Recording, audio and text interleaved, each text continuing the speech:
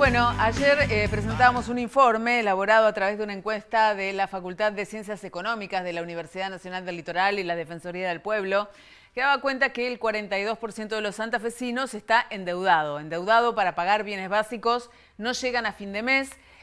Las formas de endeudamiento son distintas de acuerdo al poder adquisitivo de cada grupo familiar, pero sin dudas es una situación que preocupa. ¿Cómo mantenemos el poder adquisitivo de nuestros salarios?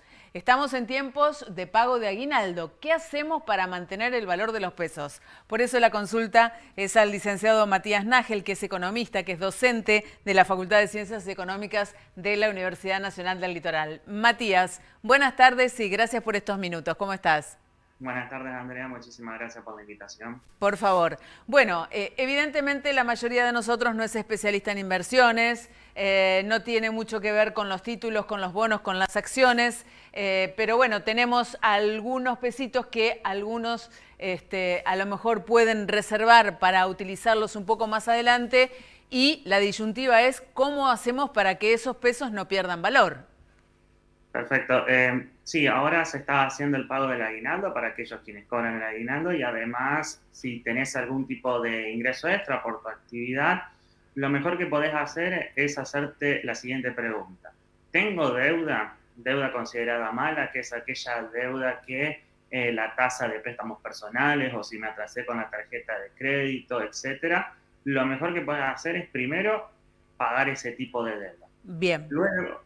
Luego, todo lo que es deuda, por ejemplo, me compré un electrodoméstico a una tasa con cuota simple o sin interés, esa deuda no es necesaria pagarla inmediatamente, pero toda deuda que tenga una tasa realmente alta o los planes de ahorro de los autos, etcétera, lo mejor es empezar por ahí.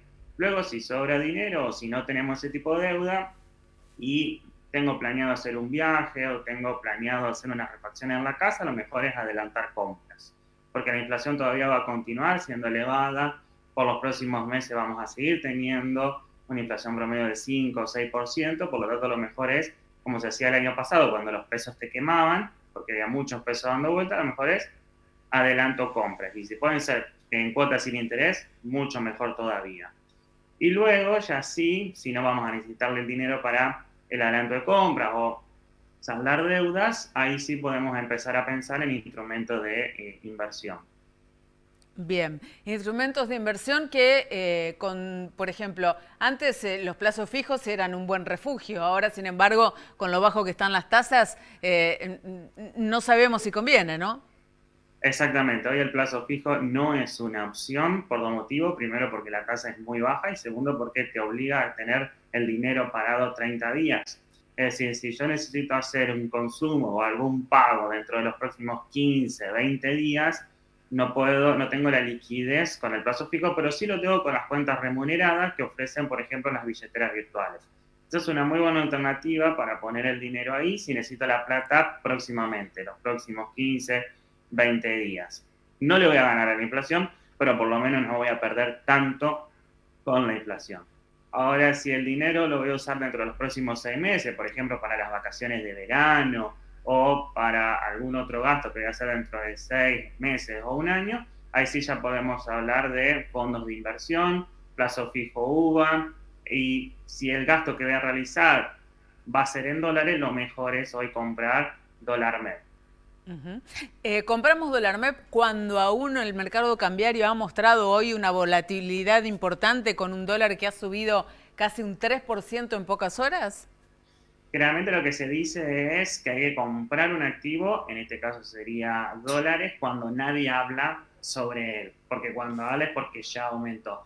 De todas Ok. maneras, como te digo, si va a ser dentro de acá 6 meses, un año, por el momento me mantendría refugiado también en dólares y no arriesgaría a hacer tasa porque todavía continúa la inestabilidad macroeconómica. No se sabe si se va a aprobar la ley bases, hay una importante recesión, es decir, vamos a seguir viendo esta inestabilidad en el tipo de cambio durante varios meses, yo diría durante lo que resta del año.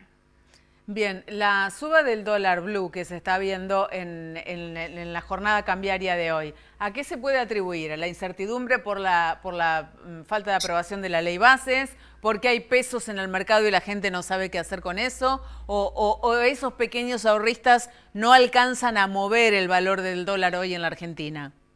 Bueno, lógicamente ahora incluso que se paga el aguinaldo, son muchos los pequeños ahorristas que salen a refugiarse en dólares, eso también presiona a la demanda y además por la inestabilidad económica, porque se le está pidiendo al gobierno mayores certezas sobre cuál es el rumbo económico que quiere tomar, si va a ir a una competencia de moneda, si va a ir a una dolarización, qué va a hacer con el cepo cambiar, es decir, hay muchos interrogantes en la economía que todavía no da pistas o señales el gobierno nacional y eso genera un ruido de muy corto plazo, es decir, que vamos a seguir viendo estas fluctuaciones, pero lo más probable es que continúe subiendo, no a los niveles que veíamos el año pasado, pero por eso se recomienda que si voy a estar de acá a un año, puedo comprar dólares, salvo que sea una persona más arriesgada y ya quiere invertir en el mercado de valores.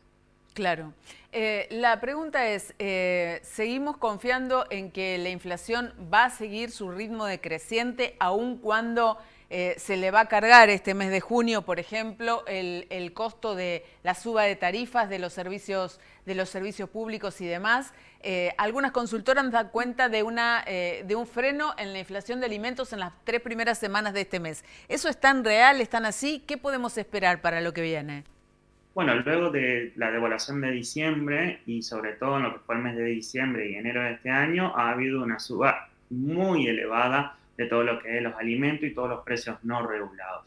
Entonces, lógicamente, como ya no hay pesos en la calle, como Claro. ya no se emite dinero, la gente hoy le cuesta mucho llegar a fin de mes. Entonces pasaste de un 2023 donde los pesos te quemaban y por lo tanto vos consumías y eso hacía elevar el precio sobre todo de los alimentos.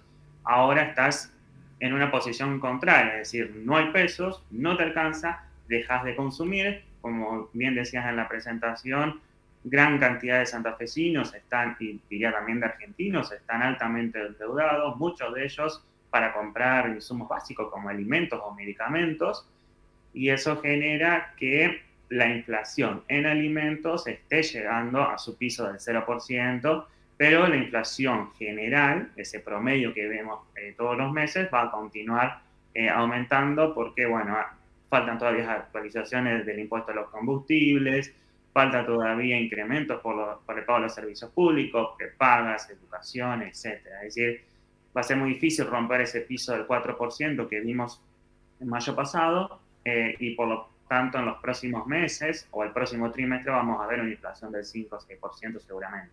Bien, ¿el levantamiento del cepo es la zanahoria que permanentemente muestra el gobierno para los inversores o qué?